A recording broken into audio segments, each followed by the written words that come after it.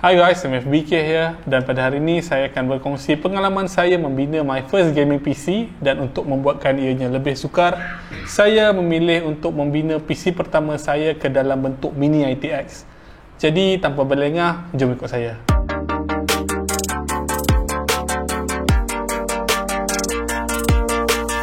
Untuk binaan ini, saya mempunyai 4 kriteria utama. Yang pertama, ianya harus mampu digunakan untuk menampung kerja-kerja video editing. Kedua, ianya akan digunakan dalam kerja-kerja seharian saya yang mana saya perlu menggunakannya untuk visualization serta coding. Ketiga, paling simple iaitu gaming. Dan yang keempat, ianya haruslah kecil comel seperti Intan Najwa. Cinta saya terhadap mini ITX bermula apabila saya mula mengikuti satu YouTube channel daripada Optimum Tech. YouTube channel yang berasal daripada Australia, Mr. Ali Said, yang mana ianya sebuah YouTube yang memfokus kepada binaan mini ITX. Dan untuk pengetahuan anda, harga case mini ITX tidak murah. Jadi, saya mula melihat case daripada Geek dan memilih untuk menggunakan Geek A50 Plus sebagai case pilihan utama dalam binaan ini. Binaan ini adalah AMD focus kerana daripada segi price to performance, ianya lebih baik berbanding Intel. Untuk prosesor, saya memilih untuk menggunakan Ryzen 7 3700X yang datang dengan 8 core serta 16 thread dan mampu mencapai sehingga 4.4 GHz ketika boost clock. Ini sangat cukup untuk kegunaan saya. Most of you know yang Ryzen CPU sukakan RAM berkeluaran tinggi. Jadi saya memilih RAM daripada Corsair iaitu Corsair Vengeance LPX 32GB dual channel memory dengan kelajuan 3600 MHz dengan CL18. Satu lagi sebab kenapa saya memilih RAM ini adalah kerana RAM ini adalah RAM low profile yang mempunyai ketinggian hanya 31mm. Ini supaya ia boleh dipadankan dengan cooler pilihan saya. Untuk CPU cooler pilihan saya memilih CPU cooler daripada Noctua iaitu Noctua L12S. Apabila anda membina mini ITX, anda akan mempunyai beberapa halangan dan ini adalah salah satu halangan tersebut. Saya memilih cooler ini kerana faktor clearance. L12S boleh disetup kepada dua ketinggian dan saya menggunakan orientasi kipas di bawah untuk low clearance mode yang mempunyai ketinggian hanya 70mm. Akan tetapi case pilihan saya hanya membenarkan cooler CPU dengan ketinggian maksimum 68mm. Jalan penyelesaian untuk masalah ini adalah dengan membengkokkan sedikit pipe pada cooler tersebut. Problem solved.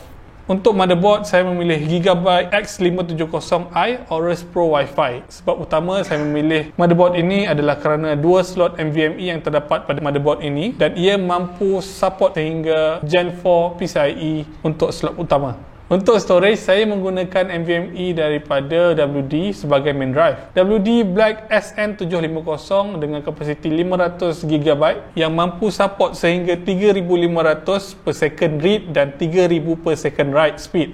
Secondary drive, saya menggunakan dua HDD bersaiz 500GB untuk tujuan penyimpanan data. Untuk pemilihan GPU, pada saya ini adalah keputusan yang paling sukar kerana terdapat beberapa aspek yang saya perlu kaji. Pada mulanya, saya ingin membeli Radeon 5700 XT daripada AMD kerana ingin menggunakan slot kedua sebagai Hackintosh. Akan tetapi, semasa saya membuat kajian, saya dapati ramai pengguna yang mempunyai masalah daripada segi driver. Jadi, saya terus memilih Nvidia dan model pilihan saya adalah Zotac RTX 2070 Super M Edition. Seperti biasa, aspek pemilihan yang utama adalah kerana clearance untuk mini ITX case pilihan saya.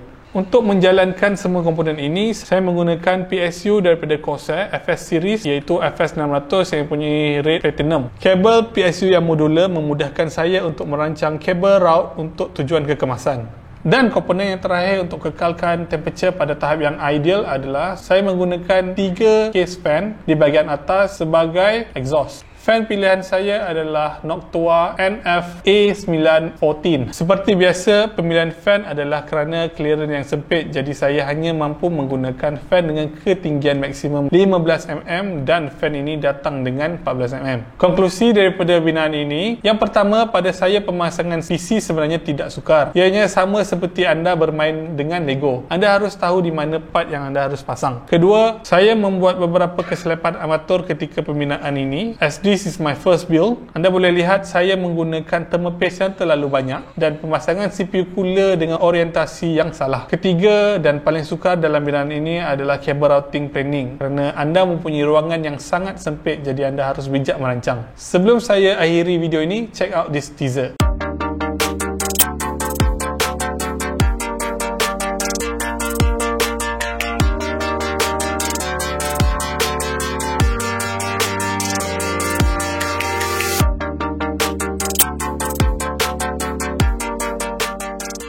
Jadi sampai di sini sahaja video saya pada kali ini. Video seperti ini mengambil masa yang panjang untuk direkam, dan jika anda suka video seperti ini, jangan lupa like, share dan subscribe. Dan bagi mereka yang menonton sehingga penghujung video, saya ada hadiah untuk anda. Saya akan membuat giveaway sebuah PC fan daripada Noctua NF-A914 untuk anda menangi. Caranya mudah, anda hanya perlu like, share pada social media dan komen pada video ini untuk peluang memenangi fan ini. Itu saja, all the best and stay awesome.